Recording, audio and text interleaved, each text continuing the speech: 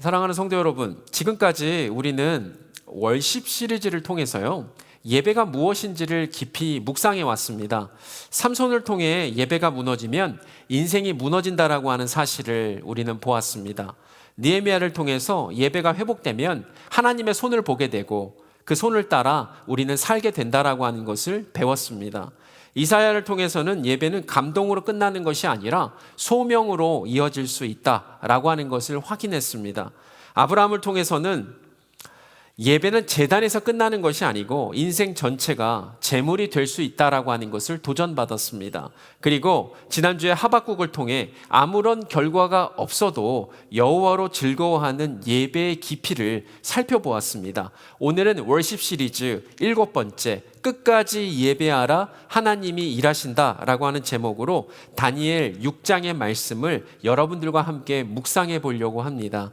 오늘 말씀은 예배자이신 모든 성도님들께 예배하면 잘 된다, 예배하면 만사 형통한다 라고 하는 그런 말씀이 전혀 아닙니다.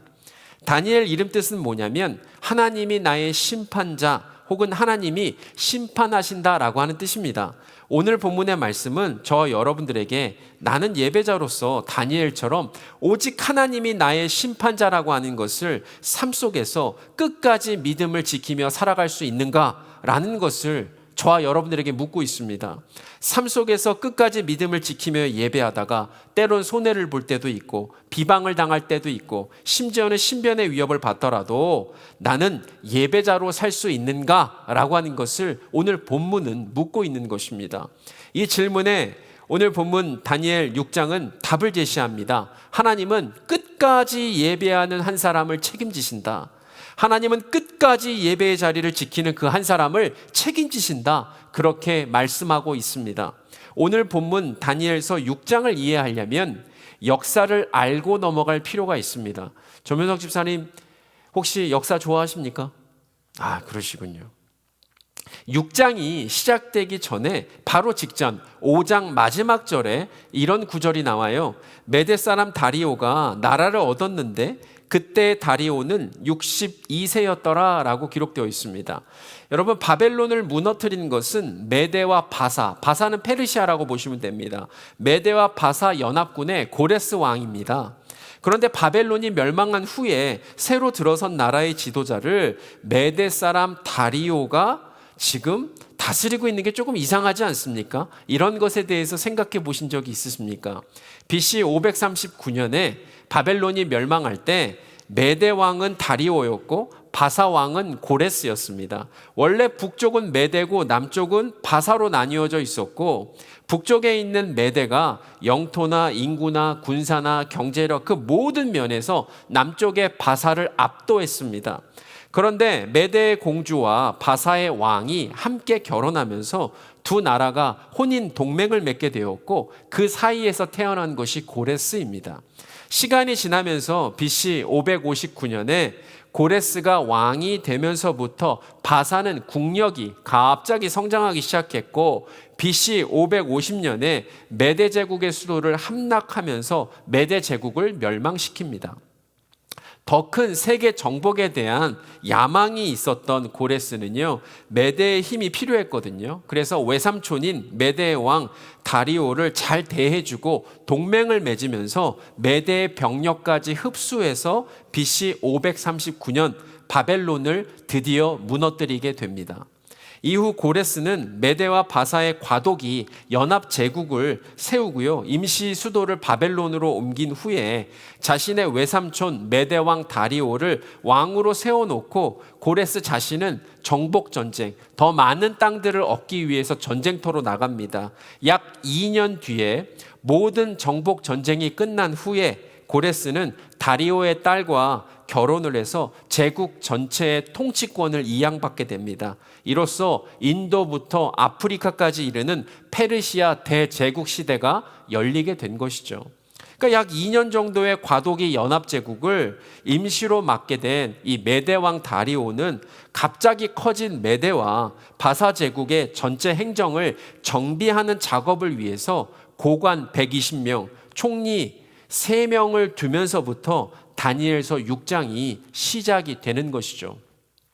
본문에 등장하는 다니엘은 1장 3절을 보니까 유다의 왕족이거나 귀족 출신이었던 걸로 보여집니다.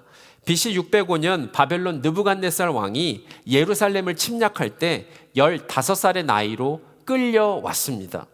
BC 605년 바벨론이 멸망한 539년 이 사이를 빼게 되면 605년에 끌려와서 바벨론이 멸망한 539를 빼게 되면 66년이 나오죠. 그럼 15 더하기 66은 81이에요. 그러면 지금 연합정권이 2년 정도가 유지가 됐으니까 아마도 다니엘의 나이는요, 추정 나이는 81세에서 83세로 추정이 됩니다. 다니엘은 바벨론 느부갓네살, 벨사사 왕, 또 메대 다리오 왕, 바사의 고레스 왕까지 총 3개 최강대국에서 4명의 왕과 함께 고위 관리를 역임했습니다. 보통 한 나라가 멸망하면 그 나라의 고위 관리나 주요 인물들은 모두 처형되거나 노예가 되는 것이 당시의 관례였습니다. 게다가 바벨론 메대 바사는요, 하나님을 믿지 않는 이방 민족들입니다. 그런데 느부갓네살, 벨사살, 다리오, 고레스 왕은요, 다니엘을 뭐라고 보냐면 하나님을 경외하는 자라고 인정을 하고 다니엘이 믿는 그 살아계신 하나님을 찬양했습니다. 오늘 본문 메대 다리오 왕은 원래 고관 120명을 두고 그들을 관리하는 총리 3명을 두었습니다. 그러나 다리오 왕은요, 계획에도 없던 최고 총리 자리를 만들어서 80대 노인이었던 다니엘을 그 자리에 올립니다. 여러분, 당시 평균 연령이 60 정도였던 것을 감안하면 어떻게 80대 노인이 왕권이 바뀌어도 나라가 바뀌어도 세계 최강대국의 가장 높은 자리인 정치인, 행정가, 공직자로서 생활을 계속할 수 있었을까요? 여러분, 이것은 절대 우연이 아닙니다. 이것은 절대 관운이 타고난 것이 아닙니다. 이것은 절대 연줄이 있어서 가능한 것도 아닙니다.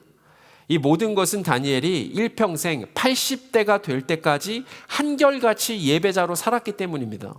어떤 상황 중에도 끝까지 예배를 지켜낸 한 사람, 다니엘 때문에 하나님의 이름이 바벨론, 메대, 바사 전체에 선포된 이야기가 오늘 본문의 이야기입니다. 이 긴 세월 동안 다니엘을 지켜준 것은 끝까지 예배자로 살았던 그 정체성이었습니다. 오늘 본문을 통해서 다니엘처럼 각자의 자리에서 끝까지 드리는 예배를 우리가 예배자로 드리며 나아갈 때 하나님께서 어떻게 우리 삶 가운데 일하실 수 있는지에 대한 것을 살펴보도록 하겠습니다. 첫 번째, 우리는 다니엘처럼 각자의 자리에서 드리는 최선의 예배를 드려야 합니다.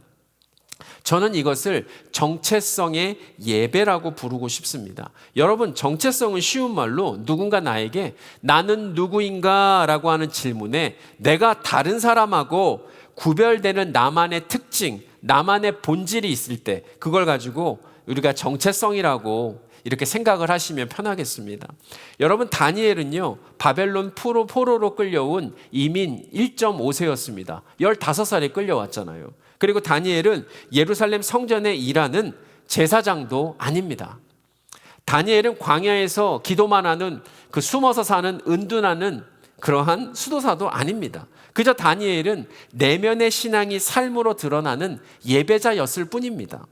그런데 하나님을 알지 못하는 메대 사람 다리오 왕이 이 한 사람의 예배자를 위해서 모든 제국에 있는 사람들에게 친히 조서를 내립니다. 이 한 사람이 예배하는 살아계신 하나님을 찬양합니다. 그 내용이 본문 26절입니다. 내가 이제 조서를 내리노라. 내 나라 관할 아래에 있는 사람들은 다 다니엘의 하나님 앞에서 떨며 두려워할지니 그는 살아계신 하나님이시오 영원히 변하지 않으실 이시며 그의 나라는 멸망하지 아니할 것이요 그의 권세는 무궁할 것이다 라고 선포를 합니다.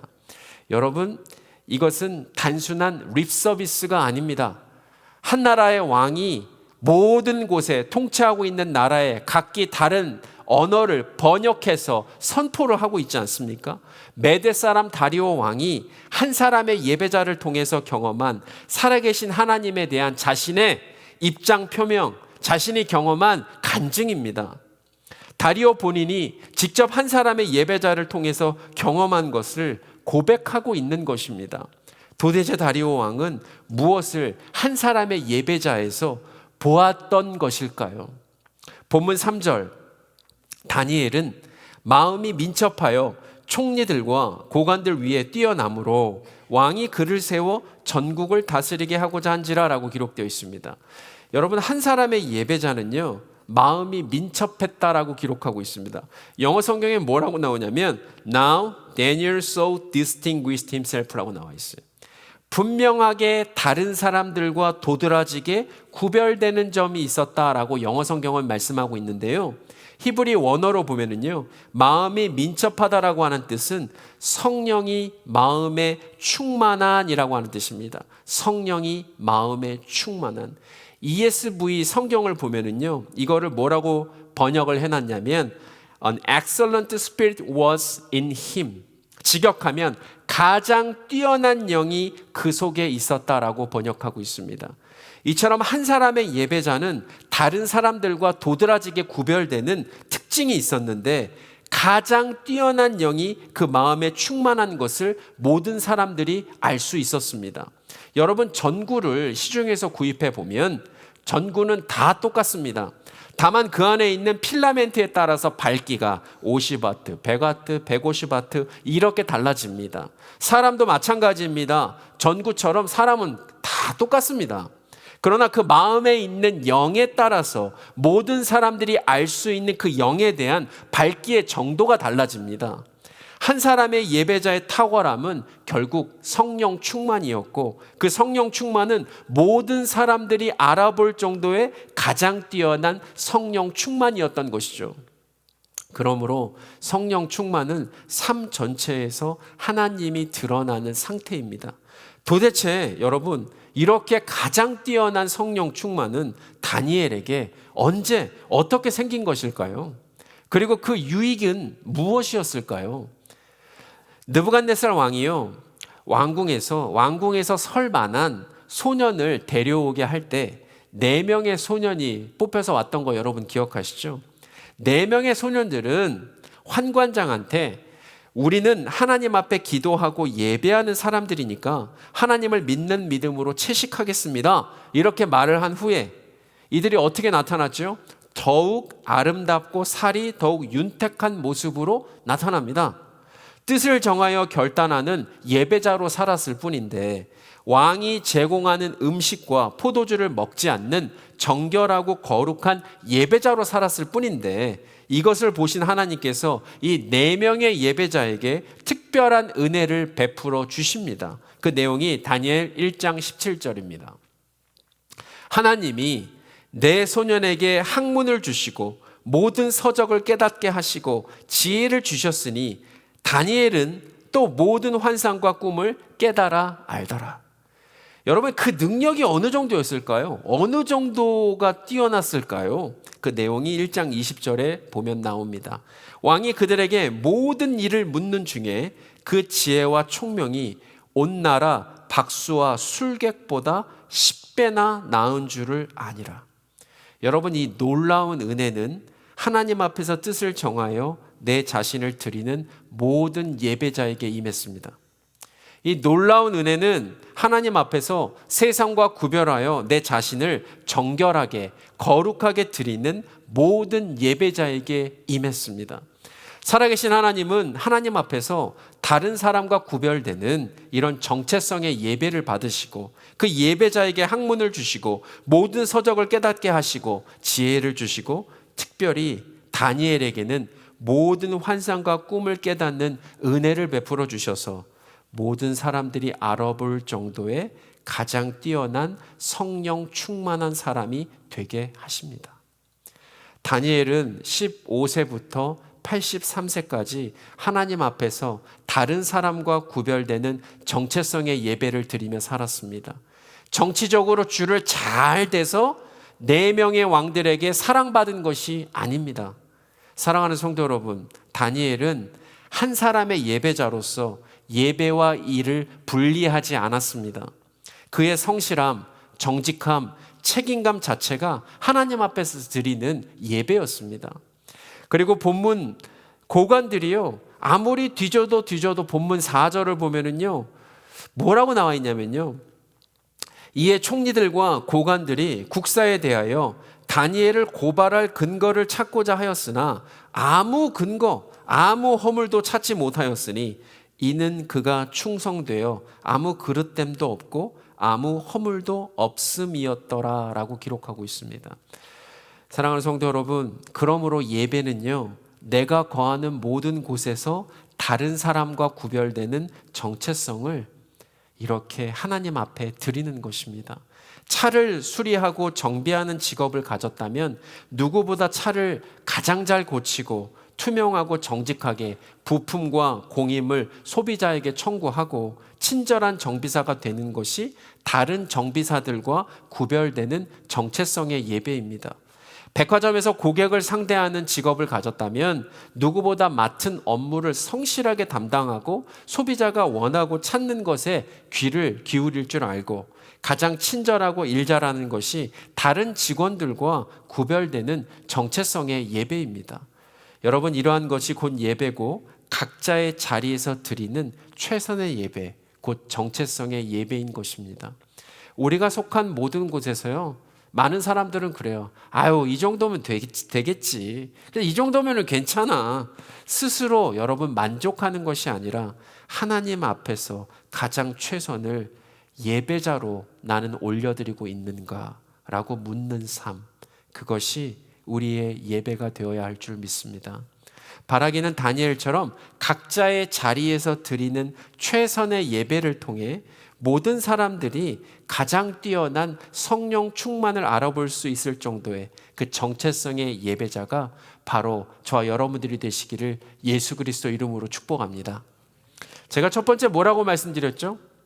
각자의 자리에서 최선의 예배를 드려야 된다라고 말씀드렸고, 두 번째, 우리는 다니엘처럼 경건의 습관의 자리에서 최선의 예배를 드려야 합니다. 저는 이것을 지속성의 예배라고 부르고 싶습니다.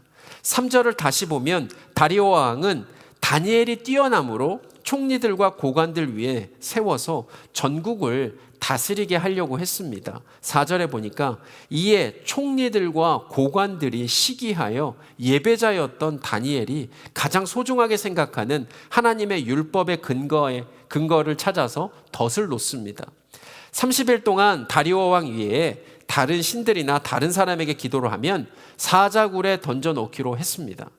여기서 예배자 다니엘의 반응을 여러분 주목해서 살펴보시기 바랍니다. 본문 10절에 보시면 다니엘이 이 조서에 왕의 도장이 찍힌 것을 알고도 자기 집에 돌아가서는 윗방에 올라가 예루살렘으로 향한 창문을 열고 전에 하던 대로 하루 3번씩 무릎을 꿇고 기도하며 그의 하나님께 감사하였더라.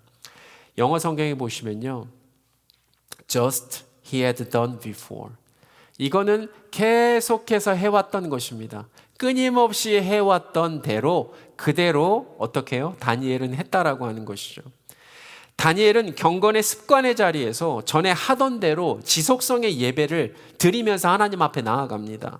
한 사람의 예배자 다니엘은 지금 위기 때문에 기도를 시작한 것이 아닙니다.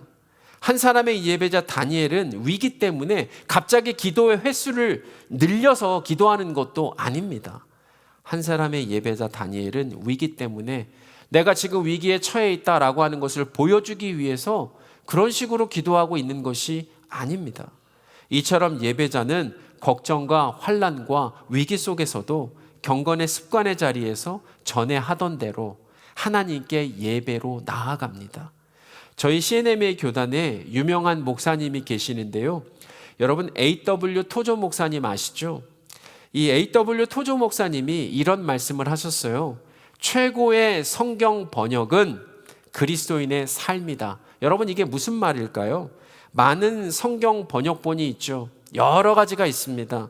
그러나 가장 하나님을 잘 보여주는 것은 성경책의 글자나 버전이 아니라 성경을 읽은 성도의 삶이다라고 하는 말입니다. 세상에 여러분 결점이 없는 사람이 있을까요? 세상에 부족함이 없는 사람이 있을까요? 세상에 연약하지 않은 사람이 있을까요? 다니엘은 이 조서에 왕의 도장이 찍힌 것을 알고도 자신을 지키기 위한 그 어떠한 음모나 계책을 꾸리거나 방어책을 간구하지 않았습니다.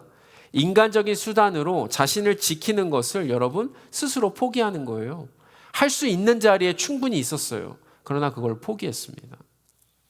악한 사람들은 예배자 다니엘이 충성스럽게 살았기 때문에 아무 그릇됨도 없고 아무 허물도 없음에도 불구하고 악한 방법으로 총동원해서 덫을 놓지만, 예배자 다니엘은 포로로 끌려오기 전부터 전에 하던 대로 평소 습관대로 하나님께 감사하며 예배드리며 나아갑니다. 여러분, 예배자 다니엘은 무엇을 위해서 3번 하루에 뜻을 정해서 기도했을까요? 83세 노인이 이 땅에서 무엇을 더 이루고 싶어서 그것도 3번이나 여러분 기도했다라고 생각하세요? 역대하 6장 38절 39절을 보면은요, 솔로몬의 기도가 나와요. 그 기도를 읽어보면 왜 다니엘이 기도했는지에 대한 이유를 알 수 있습니다. 제가 읽어드릴게요. 자기들을 사로잡아간 적국의 땅에서 온 마음과 온 뜻으로 주께 돌아와서 주께서 그들의 조상들에게 주신 땅과 주께서 택하신 성과 내가 주의 이름을 위하여 건축한 성전 있는 쪽을 향하여 기도하거든. 주는 계신 곳 하늘에서 그들의 기도와 간구를 들으시고 그들의 일을 돌보시오며 주께 범죄한 주의 백성을 용서하여 주옵소서. 여러분, 예배자 다니엘은 66년 동안 자기를 사로잡아간 적국의 땅 바벨론에서 온 마음과 온 뜻으로 예루살렘 땅과 예루살렘 성과 예루살렘에 있는 성전 있는 쪽을 향하여 단 하루도 빠짐없이 3번을 기도해 왔습니다. 이것이 예배자 다니엘이 경건의 습관의 자리에서 최선의 예배를 하나님께 드린 지속성의 예배였습니다. 무엇을 달라는 개인적인 기도 아니었습니다. 나라와 민족을 위한 기도였습니다. 촌각을 다투는 상황, 내가 지금 사자굴에 들어가서 죽게 될 판인데 먼저 그의 나라와 그의 의를 구하는 기도를 올려드립니다.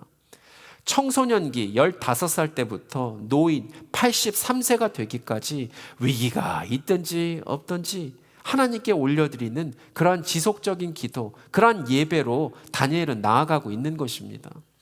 이렇게까지 다니엘이 예배자로서 경건의 습관의 자리에서 지속적으로 예배를 드릴 수 있었던 가장 결정적인 이유가 무엇일까요? 그 이유가 23절에 등장합니다. 이는 그가 자기의 하나님을 믿음이었더라. Because he had trusted in his God. 여러분, 기억나시는 분 계세요? 시편 23편에서 그가 자기 하나님을 믿는 믿음이 어디까지 갔죠? 다윗은 내가 사망의 음침한 골짜기를 다닐지라도 해를 두려워하지 않는 것, 주께서 항상 나와 함께 하심이라. 동일한 믿음입니다. 사랑하는 성도 여러분, 다니엘의 기도 생활과 예배가 그렇게 인상적이십니까? 나 좀 닮고 싶다라는 생각이 드세요? 우리 같은 평범한 그리스도인들과 이게 좀 밀접한 관련이 없는 것처럼 또 들리지 않습니까? 이런 예배자 다니엘의 믿음을 비현실적인 것으로 좀 단정하거나 이렇게 치부해 버리면 그런 믿음이 불가능해 보이는 현실 속에서 살아가는 우리들에게 정작 필요한 도움을 스스로 자르는 것과 똑같습니다.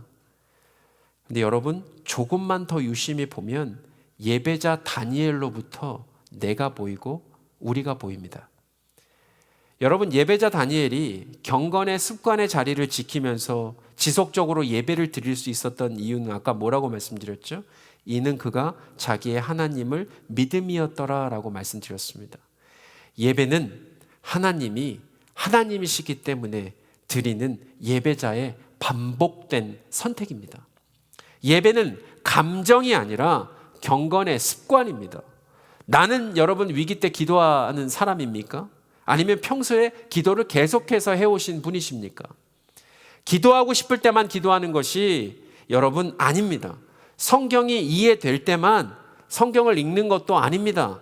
여건이 좋고 내가 시간이 남아야 예배하는 것도 아닙니다. 선지자 호세아처럼 무화과 나무에 이것도 없고 저것도 없고 이것도 없고 저것도 없고 없는 것 천지라도 아무런 조건 없이 하나님께 드리는 것이 예배입니다. 이것이 바로 예배자 다니엘의 지속적인 예배였습니다. 이것이 바로 예배자 다니엘의 하나님에 대한 믿음, 신뢰였습니다. 다니엘이 경건의 습관의 자리를 지키면서 지속적으로 하루에 3번 기도하며 예배할 때 여러분, 다니엘이 어떤 사역의 결실을 맺었다고 생각하세요? 6장에 보면은요, 3명의 총리들 중에서 2명이 등을 돌렸고 120명의 지방관리가 다 등을 돌렸습니다. 그 땅의 바벨론 백성들은 다니엘이 15살 때부터 83세까지 다니엘의 하나님으로 인정하지 않았습니다. 다니엘을 통해서 무슨 영적 각성이 바벨론 땅 가운데서 일어났다라고 하는 기록 전혀 찾아볼 수 없습니다. 바벨론 사람들만 변하지 않은 것이 아닙니다. 이스라엘도 변하지 않았습니다. 다니엘이 목숨의 위기가 정말 이거는 뭐 촌각을 다루는 그런 상황이잖아요. 목숨이 위험에 처해 있을 때마다 다니엘을 구하려고 하는 조직적인 이스라엘 커뮤니티의 움직임도 없었고요. 그를 살려달라고 탄원서 한 장 넣는 사람 없었어요. 이스라엘에 어떤 부흥이 일어나지도 않았습니다.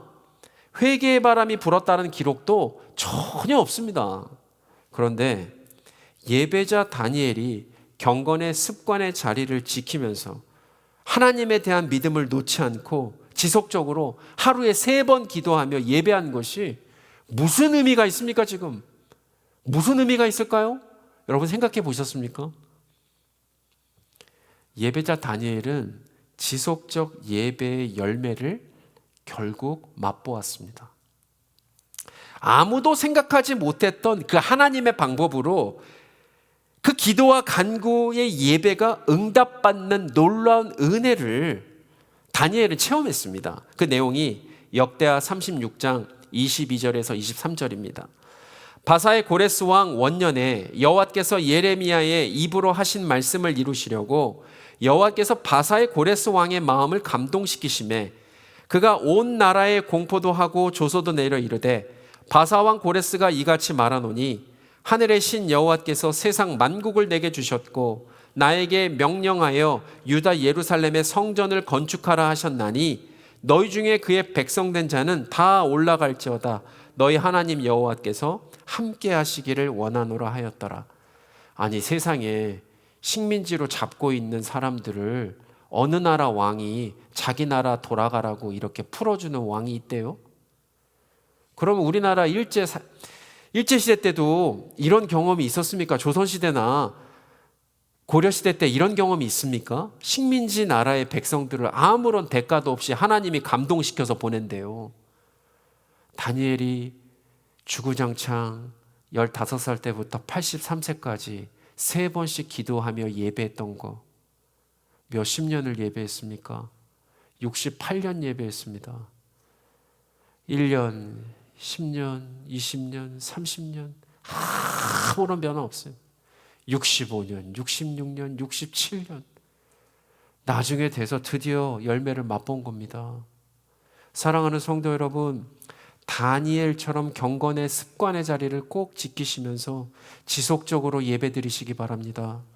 다니엘처럼 눈앞에 어느 것 하나 이루어지는 것이 없을지라도 하나님에 대한 믿음을 놓지 않고 예배자로 살아가시기 바랍니다.